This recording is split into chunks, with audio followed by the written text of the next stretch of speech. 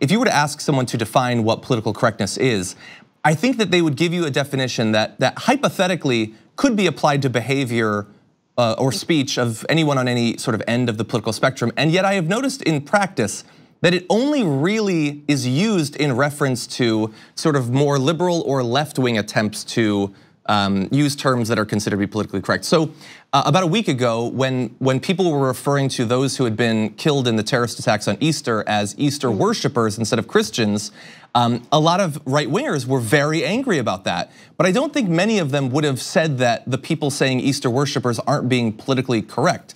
In your work, have you found any indication that there is this sort of political bias in what gets labeled as political correctness and what doesn't? Republicans were, well, that's an interesting question because, you see in a lot of entertainment, Christians being made fun of, whites being made fun of, Trump supporters being poked at on TV shows and in films. But I could see, some of these people who say there's too much political correctness saying, well, wait, I can't say what I used to be able to say 10 or 20 years ago about immigrants, about women with the Me Too movement, about any racial or ethnic minority group. So there's this kind of sentiment of unfairness. How come we can make fun of Christians? How come we can make fun of whites, of veterans on SNL, but we can't make fun of these groups that 10, 20, 30 years ago we could make fun of? Yeah, and I guess you sort of got into it there, but in one of the write-ups about this poll I saw, it certainly seems as if a lot of the concerns seem to be less about free speech, especially as you point out, these people do in fact feel like they can still say those things, and more about some sort of sense of victimhood, of having lost something. Does that seem accurate? Absolutely, there's kind of this sense of martyrdom.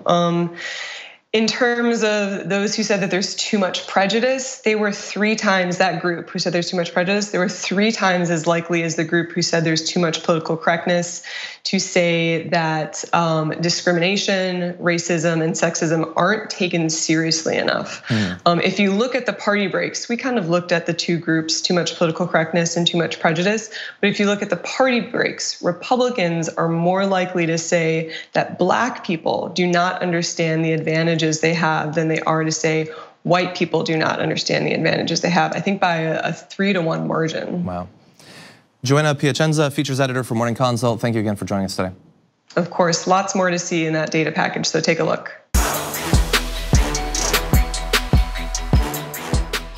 Thank you very much for watching this clip from the Damage Report. If you liked it, don't forget to subscribe to this channel and ring the bell on YouTube to get notifications of our new videos. And of course, you can catch the full Damage Report live every weekday at 1 p.m. Eastern, 10 a.m. Pacific on TYT Network on YouTube TV.